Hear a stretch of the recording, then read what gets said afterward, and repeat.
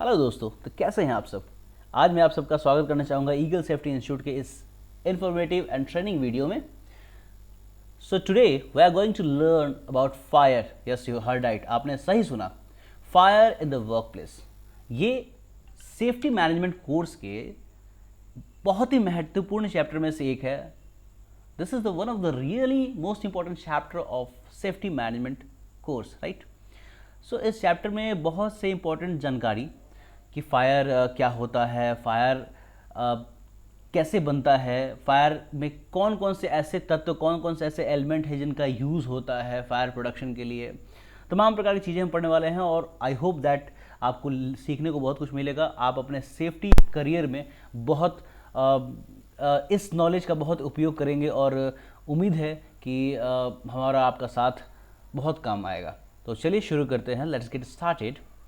तो आपको मैंने जैसे बताया था कि ये चैप्टर कौन सा है, तो ये चैप्टर है fire in the work place. So today let me take a highlighter. ये एक्चुअल में this is one of my book. कुछ मैंने किताब लिखा है, उसका ये एक किताब है, वॉल्यूम 1 है, जो हमारे इंस्टीट्यूट में चलता है और मैं आपको इस किताब के माध्यम से सिंप्लीफाई करके समझाना चाहूँगा। तो ये जो चैप्टर है ना, वो चैप्टर 6 है। ये 6 नंबर चैप्टर हम लोग पढ़ते हैं अपने बुक में, fire in the work place, right. Yes, you heard right. किसी भी जगह पे जहाँ हम काम करते हैं, जहाँ हम रहते हैं, कभी कभार होता है ऐसा है कि आग लग जाता है। आपने देखा होगा और एक्सपीरियंस भी किया होगा अपने आसपास। तो आग लग जाता है, तो आग लगने के बाद उसको, उस पर नियंत्रण कैसे पाएंगे, उसको एक्सटिंग्विश कैसे करेंगे, बुझाएं कैसे, उसको पढ़ने से पहले ये समझना है कि आग होता क्या है, आखिर ये बनता कैसे है, इसके अंदर के प्रिंसिपल्स क्या है, इसके अंदर के इंग्रेडिएंट्स क्या हैं। तमाम प्रकार की चीज़ों को हम पढ़ेंगे। बस बने रहिए मेरे साथ इस वीडियो के एंड तक, आपको रियली बहुत इन्फॉर्मेशन मिलेगा ताकि आपके सेफ्टी कैरियर में बहुत ही फ़ायदा मिले। तो मैं आपको आगे लेके चलता हूँ। इस चैप्टर में we are going to learn in this chapter, what we are going to learn in this chapter, कि सेफ्टी क्या होता है, what is safety, right. Fire triangle क्या होता है, इग्निशन क्या होता है, फ्यूल क्या होता है, ऑक्सीजन तो आप जानते हैं, उसके बारे में कुछ जानकारी हम लेंगे, और टेट्राहेड्रल साइकिल क्या होता है, राइट। तो सबसे पहले पढ़ते हैं फायर, राइट। ये आप देख सकते हैं ऐसे घरों में, ऐसे फैक्ट्री में, इंडस्ट्री में जहाँ आप काम करते हैं, आग, तमाम प्रकार का आग लग जाता है, राइट। तो व्हाट इज़ फायर, लेकिन व्हाट इज़ फायर पढ़ने से पहले आप समझिए कि फायर होता क्या है, ठीक है। तो जैसे इसमें बता रहा है कि fire is the process of rapid oxidation at high temperatures. This releases hot gases, light and invisible form of radiation energy, right। तो समझने की कोशिश करते हैं कि फायर होता क्या है। तो ऑक्सीडेशन एक ऐसा केमिकल प्रोसेस होता है जिसमें ऑक्सीजन का इन्वॉल्वमेंट होता है, और ये एक अच्छा खासा टेम्परेचर इसको चाहिए।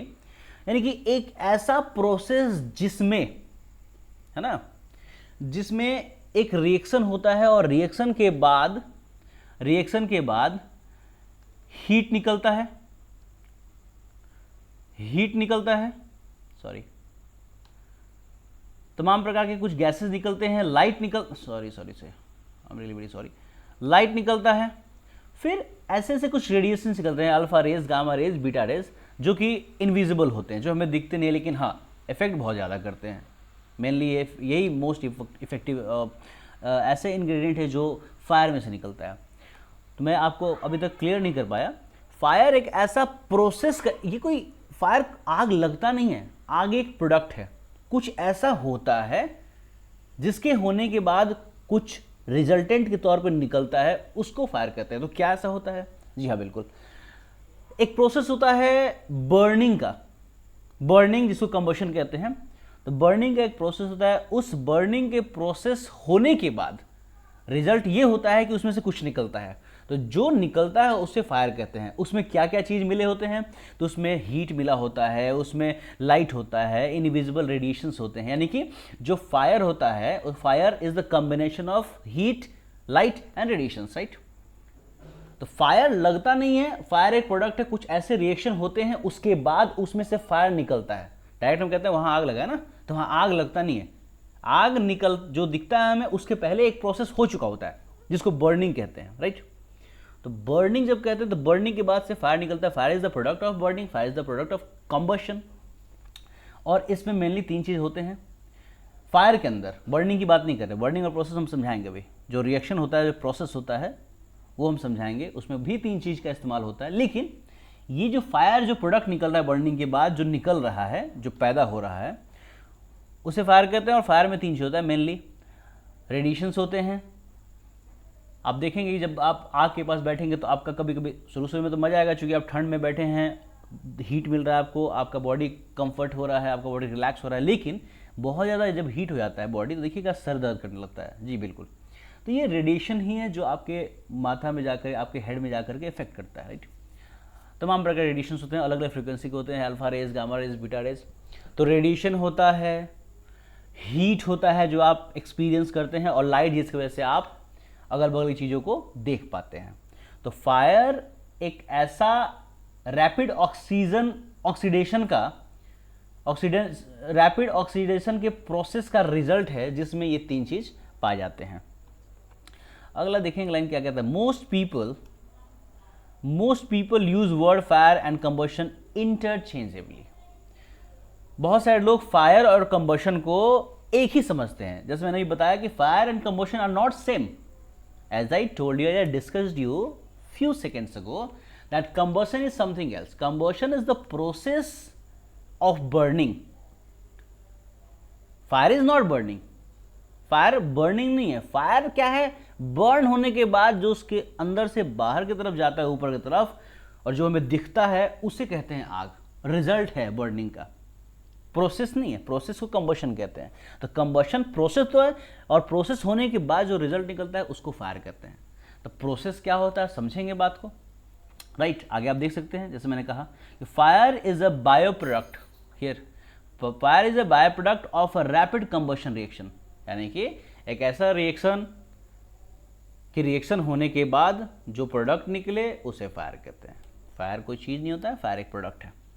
अब कंबशन क्या होता है भैया? तो combustion is defined as self-sustaining process of rapid oxidation of combustible material fuel producing heat and light. Combustion क्या होता है? तो एक ऐसा प्रोसेस जिसमें कुछ जलता है। क्या जलता है? तो वह चीज़ जलता है जिसमें फ्यूल मौजूद होता है। जैसे लकड़ी आपने वैसे माचिस का तिल्ली कभी बाड़ेंगे ना, आप जलाएंगे तो आग के जस्ट 1 mm आगे एक लिक्विड सा आप देखेंगे। जी हाँ, तो उस लकड़ी में ऐसा फ्यूल होता है, ईंधन होता है, तभी वो लकड़ी जल पाता है। कोयला में ईंधन होता है, लेकिन जो पत्थर होता है, पत्थर स्टोन, उसमें ईंधन नहीं होता है, इसलिए स्टोन जलता नहीं है। तो तमाम ऐसे चीज़ें जिसमें ईंधन नहीं होता है वो जलेगा नहीं, वो कंबस्टिबल सब्सटेंस नहीं माना जाएगा उसको। कंबस्टिबल सब्सटेंस, कंबस्टिबल मटेरियल वही है जिसमें फ्यूल हो और जिसमें आग लग सके, ठीक, जो जल सके, जो बर्निंग के प्रोसेस में पार्टिसिपेट कर सके, राइट। तो जब कोई चीज़ जलता है तो उसमें हम हीट और लाइट निकलता है, और ये हीट और लाइट और रेडिएशन का निकलना ही हम क्या करते हैं? फायर कहते हैं। तो जी हाँ, ये फायर होता नहीं है, फायर निकलता है किसी रिएक्शन के बाद, राइट। आगे बढ़े तो आप देख सकते हैं यहाँ पे, सॉरी, हाँ, अब oxidation is the process of oxygen chemically combining with another material. Oxidation क्या होता है? अभी हमने ऊपर यहाँ पे रैपिड ऑक्सीडेशन पढ़ा था। मैंने बता भी था आपको कि ऑक्सीडेशन एक ऐसा प्रोसेस में, कोई ऐसा रिएक्शन होता है, 2-3 चीज़ों को मिला करके रिएक्शन होता है जिसमें ऑक्सीजन भी शामिल होता है। तो उस केमिकल रिएक्शन में ऑक्सीजन का शामिल होना, यानी कि जो कुछ भी रिएक्शन हो उसमें ऑक्सीजन शामिल हो, तो उस रिएक्शन को हम ऑक्सीडेशन रिएक्शन कह सकते हैं। और इसी ऑक्सीडेशन रिएक्शन की वजह से हमारा फायर प्रोड्यूस होता है, और हमारे वर्क प्लेस पे जो है फायर लगता है। आई एम सॉरी, थोड़ा सा ये टेक्निकल इश्यू आ रहा है इसमें, मैं I am really very sorry. Yes, here it is. Next, अब आगे बढ़ते हैं। अगला जो पॉइंट है fire triangle. Yes, fire triangle, this is one of the most important point in fire, you must learn it, okay, remember it. Triangle means triangle, वो दिखने में तो त्रिभुज बोलते हैं इसको, लेकिन हमारा दिख भी रहा है त्रिभुज टाइप में, लेकिन हमारा जो ये त्रिभुज बनाने का क्या मतलब है, तो 3 साइड्स को दर्शाया गया है, यानी कि 3 ऐसे चीज़ों को दर्शाया गया है जो 3 अलग अलग तरफ से आते हैं, 3 अलग अलग डायरेक्शन से आते हैं, 3 अलग अलग मिलावट कॉम्बिनेशन होता है। क्या क्या होता है वो समझते हैं।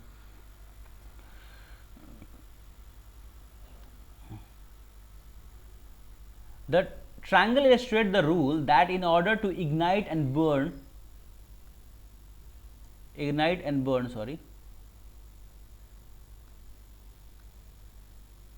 fire triangle illustrates the rule that in order to ignite and burn, a fire requires 3 elements.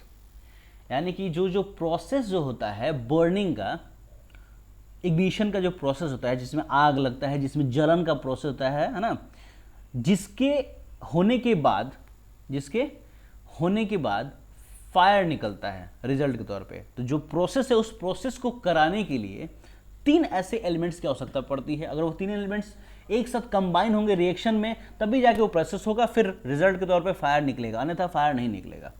कौन कौन से वो होते हैं, एलिमेंट्स होते हैं? तो पहला नंबर हीट होता है। जी हाँ, हीट होता है ना।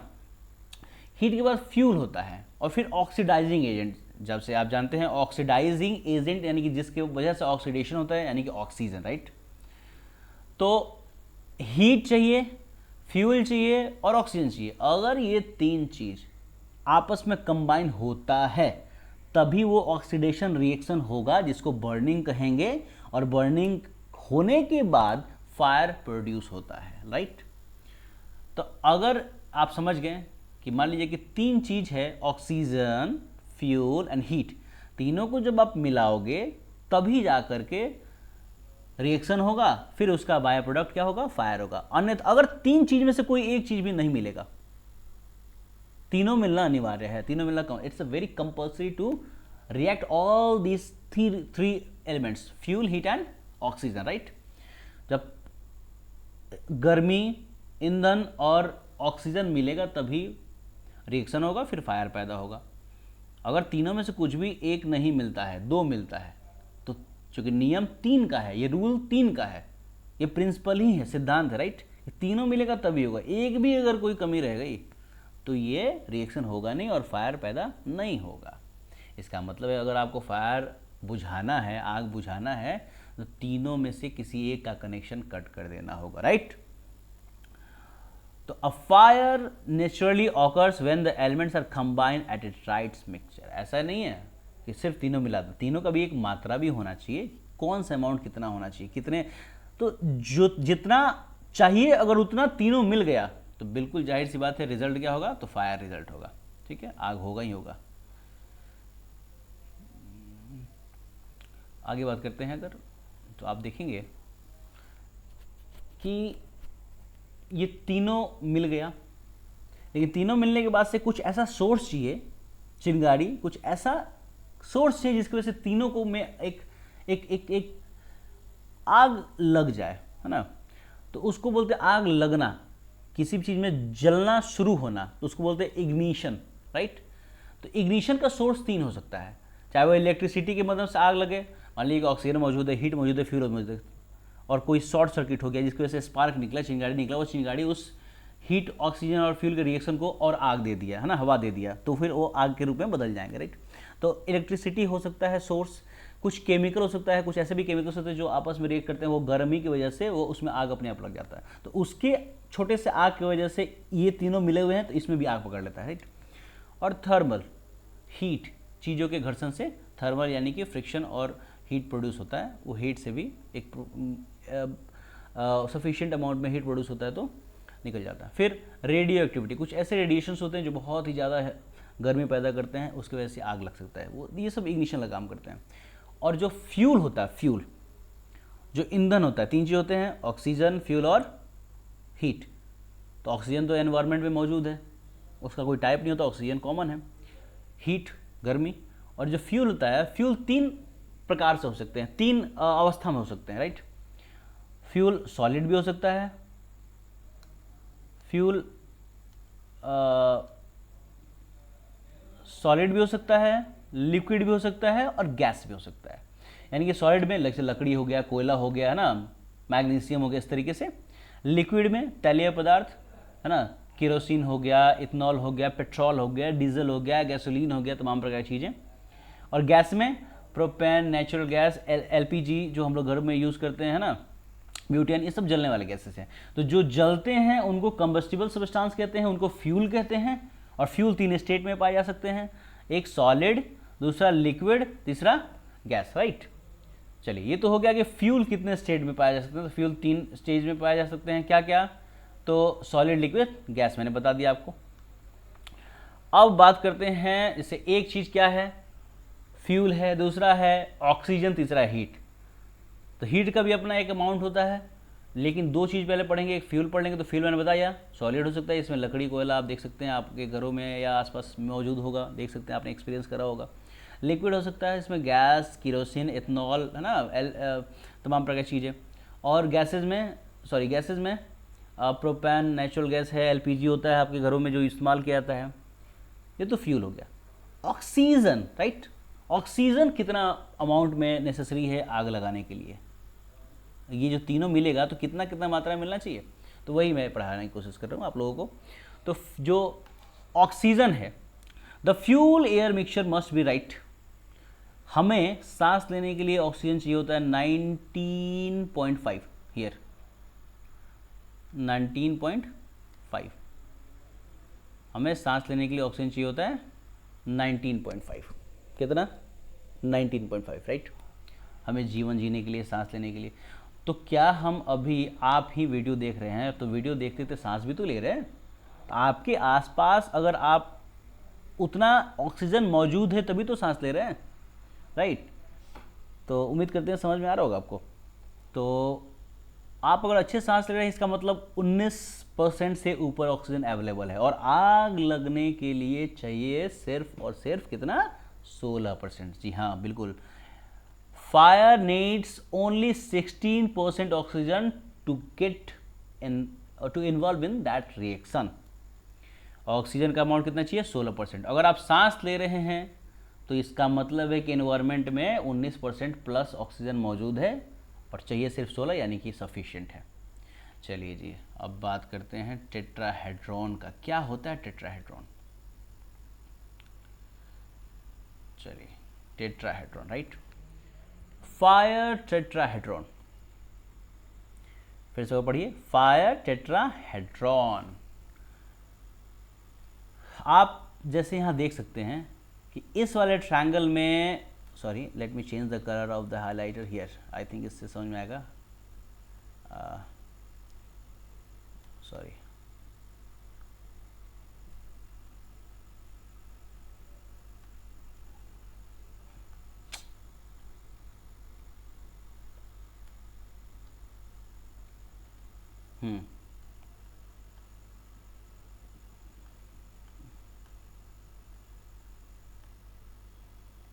यहाँ पे देखिए कुछ टेक्निकल इशू है। यहाँ पे देखिए कि इस वाले ट्रायंगल में आपको हीट दिख रहा है, दूसरे वाले में ऑक्सीजन दिख रहा है, तीसरे वाले में फ्यूल चाहिए। यानी कि किसी भी रिएक्शन के लिए, कौन सा रिएक्शन, सॉरी किसी भी रिएक्शन नहीं, ये फायर वाला रिएक्शन जिसको कंबस्टिबल रिएक्शन कहते हैं, कंबशन कहते हैं, बर्निंग कहते हैं, है ना। तो इस रिएक्शन में 3 एलिमेंट्स का होना अनिवार्य है, कंपल्सरी है। एक हीट, दूसरा ऑक्सीजन कितना परसेंट? 16%, और तीसरा फ्यूल। फ्यूल किसी भी फॉर्म में हो सकता है, चाहे वो सॉलिड हो, लिक्विड हो, गैस हो, जैसे हमने डिस्कस कराया। ये तीनों जब मिलेगा तो एक केमिकल रिएक्शन होगा हियर। केमिकल रिएक्शन के बाद ये क्या है? ये फिर फायर का प्रोडक्शन होगा। तो जब ये तीनों मिलेगा एक सर्टेन अमाउंट में, रिक्वायर्ड अमाउंट में, तभी जाके आप यहाँ ट्रायंगल के आउटर सरफेस पे देख सकते हैं ये एक ज़बरदस्त आग लगा हुआ है। इसका मतलब ये सिंबलाइज करता है कि ये तीनों रिएक्शन के बाद आग पैदा होगा, right. For many years, concept of fire symbolizes by triangle of fuel, heat and oxygen. बहुत सालों से जो आग लगना, कंबशन होना, इसका जो प्रक्रिया है ना, वो इसी ट्रायंगल से जो है समझाया जाया करता था। Fire research added a 4th element that is called chemical chain reaction. हम सिर्फ यही समझते थे कि बस हीट, ऑक्सीजन, फ्यूल मिल गया, आग लगे, नहीं। इन तीनों के मिलने के बाद एक रिएक्शन भी होना पड़ता है, और रिएक्शन होने के लिए एक इग्निशन की ज़रूरत पड़ती है, चाहे वो इलेक्ट्रिकल शॉर्ट सर्किट से हो या थर्मल से हो या किसी केमिकल से, यानी कि एक छोटा सा आग या चिंगारी देना पड़ता है। नहीं बोलते हैं सारी चीज़ मौजूद है, बस एक चिंगारी की ज़रूरत है, आग की ज़रूरत है, हवा की ज़रूरत है। तो ये तीनों मौजूद होने के बाद से एक छोटा सा इग्निशन की आवश्यकता पड़ती है। वो इग्निशन लगता है तो फिर इसमें बर्निंग, कंबशन और बर्निंग शुरू हो जाता है, right. Chemical change reaction is necessary component of fire, बिल्कुल ये होना जरूरी तभी तो फायर होगा। The fire triangle change the fire tetrahedral to reflect the fourth animal. ये जो हम लोग जो फायर ट्रायंगल पढ़ते थे वो ट्रायंगल का अपडेटेड वर्जन है टेट्राहेड्रल। ये इसलिए बनाया गया ताकि वो पुराने समय में सिर्फ फायर ट्रायंगल समझाया जाया करता था कि भाई हीट होता है, ऑक्सीजन होता है, फ्यूल होता है, मिलता है तो हमारा है ना कंबशन होता है, फिर फायर प्रोडक्शन होता है। लेकिन ये चौथा नंबर जिसको टेट्राहेड्रल नया नाम दिया गया है, ये आपको क्लियर कर देगा कि सिर्फ हीट, ऑक्सीजन और फ्यूल का मौजूदगी नहीं बल्कि उसके साथ एक रिएक्शन भी चाहिए, है ना। A tetrahedral can be described as a pyramid which is a solid having 4 plane faces. Essentially all 4 elements must be present for to fire to occur: fuel, heat, oxygen and a chemical reaction. If you remove any of this essential element, you will not see fire being extinguished. कह रहा है कि ये 3 तो चाहिए, चौथा reaction होगा तभी होगा, यानी कि 3+1 चारों में से कुछ भी आप हटाते हैं।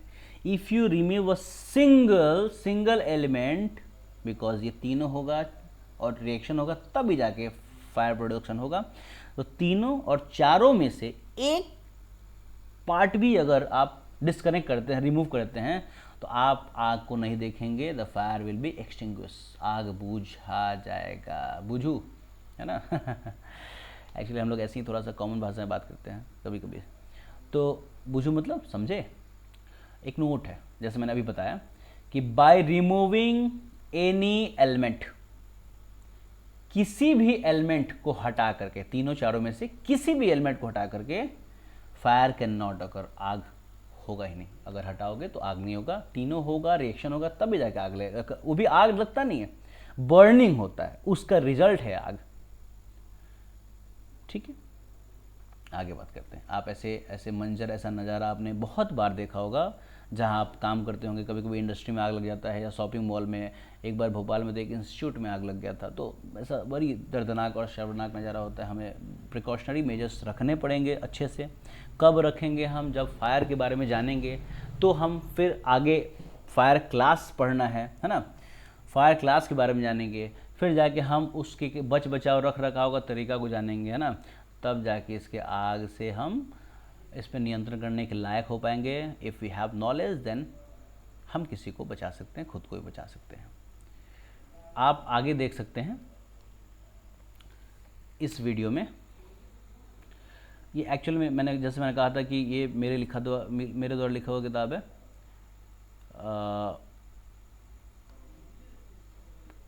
Author of safety management book Rohan Raj, founder and director of Eagle Safety Institute, as you know that, right? तो आगे बढ़ते हैं। Classes of fire. आपने अभी तक ये पढ़ा कि फायर क्या होता है, आग क्या होता है, तो मैंने आपको बताया।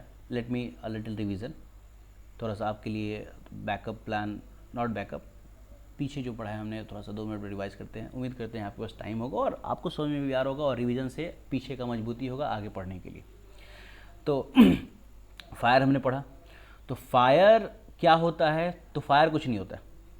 फायर से पहले एक प्रोसेस होता है, उस प्रोसेस को हम कंबशन कहते हैं, उस प्रोसेस को हम बर्निंग कहते हैं। बर्निंग होता है कैसे है? तो 3 ऐसे मटेरियल, 3 ऐसे elements, fuel, heat and oxygen, और प्लस एक चौथा, एक रिएक्शन भी ज़रूरी होता है, उसी को बर्निंग कहते हैं। तो फ्यूल, हीट और ऑक्सीजन के साथ रिएक्शन होता है चौथा नंबर, यानी कि रिएक्शन केमिकल रिएक्शन होना चाहिए। किसके साथ? फ्यूल, हीट और ऑक्सीजन के साथ।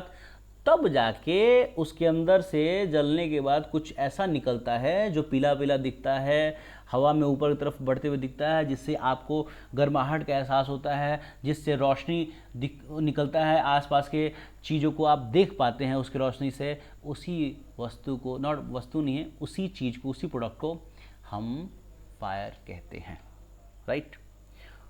तो तीन चीज़ों के मिलने से, फ्यूल, हीट और ऑक्सीजन के मिलने से कंबशन होता है, चेन रिएक्शन भी जरूरी है, और जो निकलता है उसको फायर कहते हैं, प्रोडक्ट, उसका रिजल्ट। और फायर में भी तीन चीज़ होते हैं मेनली, मोस्टली। पहला नंबर हीट होता है, चूँकि आग से गर्मी भी निकलता है। दूसरा नंबर लाइट होता है।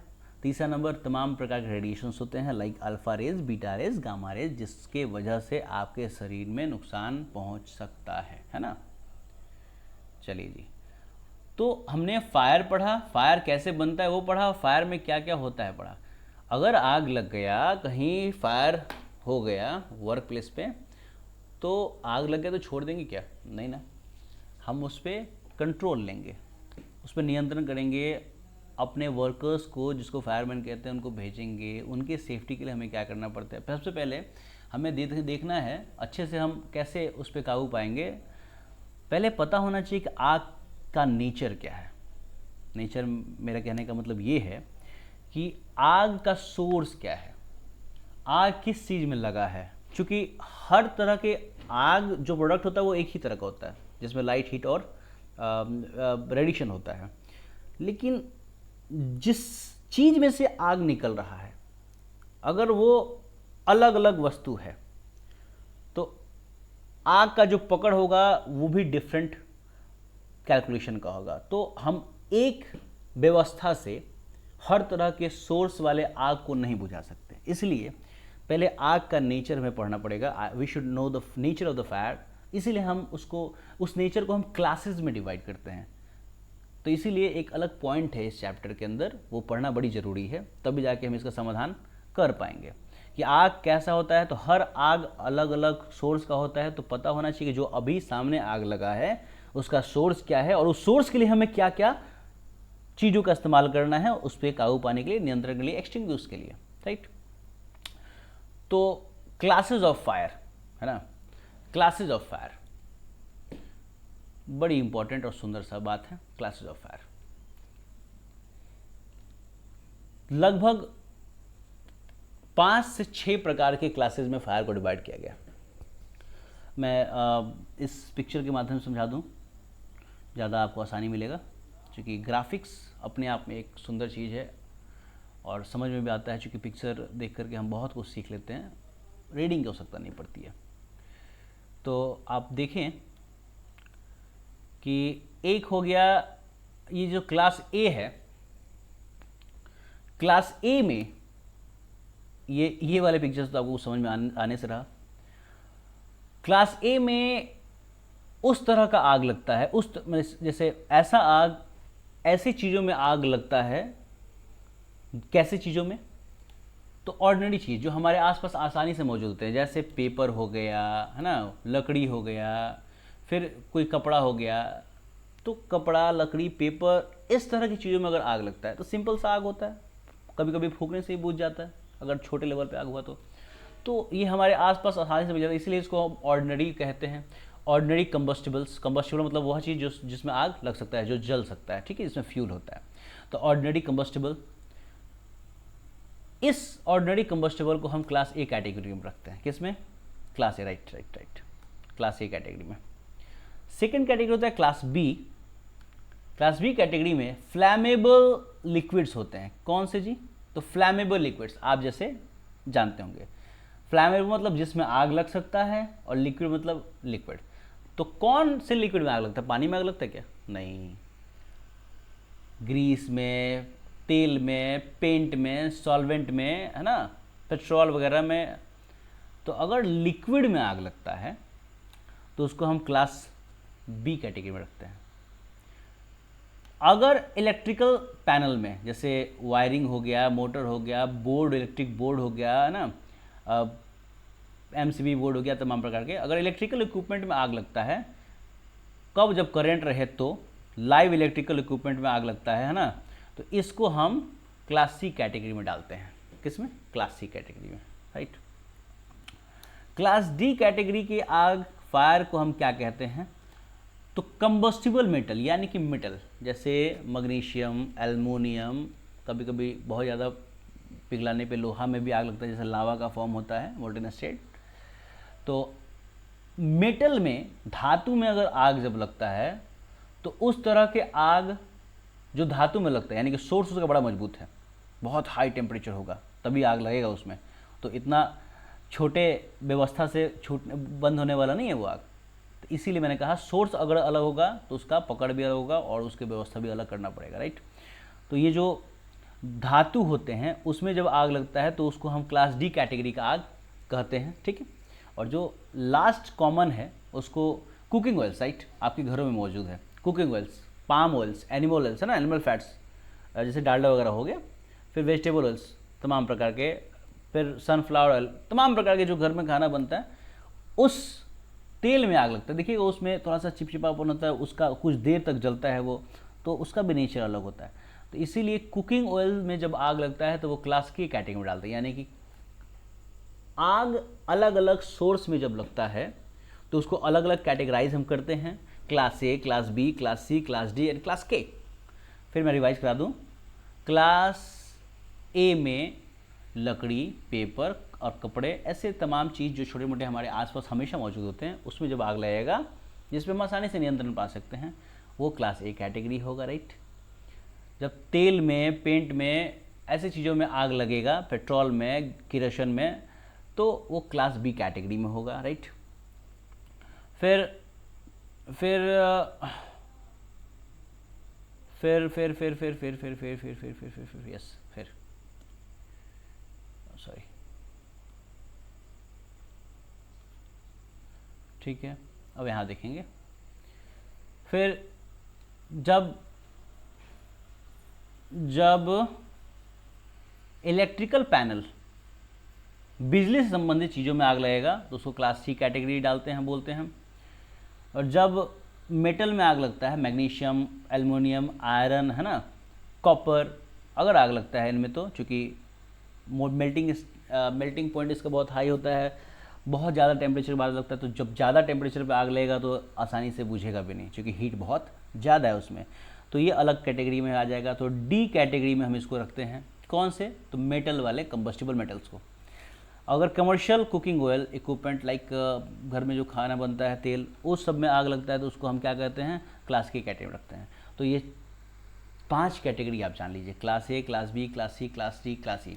ये जो शुरुआत की ऊपर वाले कैटेगरी है, जैसे class A category, class B category, class C category, ये आप देख सकते हैं ये हमारे आसपास हमेशा मौजूद होता है और हमेशा आग लग जाता है। और ये जो सोर्स है ना, वो बहुत ही ज़्यादा हेवी सोर्स नहीं होता है, बहुत ही ज़्यादा टेम्परेचर की वजह से नहीं लगता, इसलिए हम नॉर्मली थोड़े बहुत व्यवस्था करके हम इसको बुझा सकते हैं, इस पर नियंत्रण पा सकते हैं। लेकिन ये जो मेटल है जो काफ़ी ज़्यादा टेम्परेचर के बाद ही आग लगता है, तो ये बहुत ज़्यादा कूल डाउन करना पड़ेगा। तो बहुत ज़्यादा व्यवस्था इसका तगड़ा होना चाहिए। हमारा जो इक्विपमेंट है, एक्सटिंग्विशर है, वो एक अलग खास प्रकार का होना चाहिए।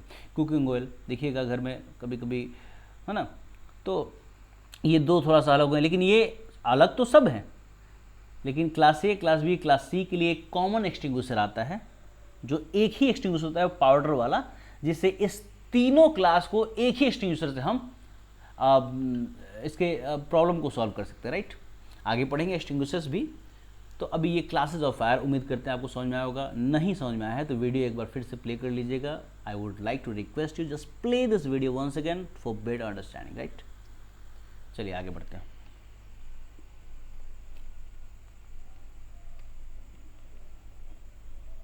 Fire prevention practice, right.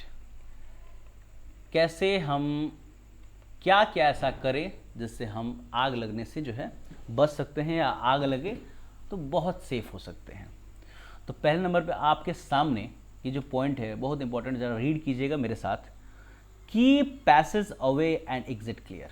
हमेशा और हमेशा कहा जाता है घर में वेंटिलेशन रहना चाहिए, तो घर तो एक छोटी जगह हो गई, लेकिन इंडस्ट्री वगैरह में प्रॉपर वेंटिलेशन, प्रॉपर, है ना, खिड़की वगैरह अच्छा होना चाहिए। इसमें आपका कंप्लीटली वेंटिलेशन का ही काम है। पैसेज जिसमें आपका वॉकवे है, वो सब क्लियर होना चाहिए ताकि इमरजेंसी में एग्जिट ले सके हम, right. Ensure fire extinguishers and fire extinguishers है कि नहीं, आग लगी जाए तो सब टेक्निक आते हुए भी आप फेल हो जाएंगे अगर आपके पास हथियार ना रहे तो, है ना। आपको AK-47 चलाने में आप एक्सपर्ट हैं और सामने 20 गुंडे हैं, अब आप बिल्कुल बेशक मार सकते हैं, लेकिन रहना भी तो चाहिए, तो हथियार होना चाहिए हमारे पास। Alarm pull station are accessible at all the time. जैसे हम बड़े बड़े इंडस्ट्रीज़ या बिल्डिंग्स या हॉस्पिटल्स, तमाम शॉपिंग मॉल्स में हम लोग fire equipments, fighting equipments install करते हैं। वहाँ पे इमरजेंसी में फायर जब लग जाता है तो स्मोक अलार्म होता है, मैनुअल अलार्म होता है, ऑटोमेटिक अलार्म होता है। तो जो अलार्म होता है पुल स्टेशन, यानी ऐसा व्यवस्था होता है अलार्म बजाने का, वो लोगों तक आसानी से लोग वहाँ पहुँच जाए। ऐसा नहीं कि एकदम सीढ़ी के नीचे जो है एक कन्फाइंड एरिया उसको डाल दिए कि भैया आग उग लग जाए तो वहाँ तक लोग पहुँचे, कभी कभी ना पहुँचे तो सारा का खेल खत्म हो जाए, फिर जाके अलार्म बजे तो फ़ायदा क्या। ऐसा पोजीशन होना चाहिए जहाँ आसानी से दोनों का, अलार्म का भी और एक्सटिंग्विशर का भी, किसी को भी वो एक्सेस मिल जाए, तुरंत वहाँ पहुँच के उसका यूज़ कर सके ताकि बचाया जा सके, सेफ रखा जा सके एनवायरनमेंट को, प्लेस को और पर्सन को, right. Place trash in proper receptacle, right. आगे बात करते हैं। Ensure that fire doors are not blocked open, ठीक है। इन पांचों लाइन का मतलब है कंप्लीटली दो ही बातों पे कि हमारा जो आने जाने का जो रास्ता होता है, एग्जिट एंट्री होता है, विंडो होता है, वो कंप्लीटली खुला हमेशा रहना चाहिए। ऐसा नहीं कि कभी भी आग आपको बता के थोड़ा ना कि 16 तारीख को आएंगे 4:33 पे, नहीं। Any time, anywhere, anything can happen with the fire, right. तो हमें हमेशा एक तैयार रहना चाहिए। एक्सटिंग्विशर यानी कि खाली है एक्सटिंग्विशर नहीं, रिफिल्ड होना चाहिए।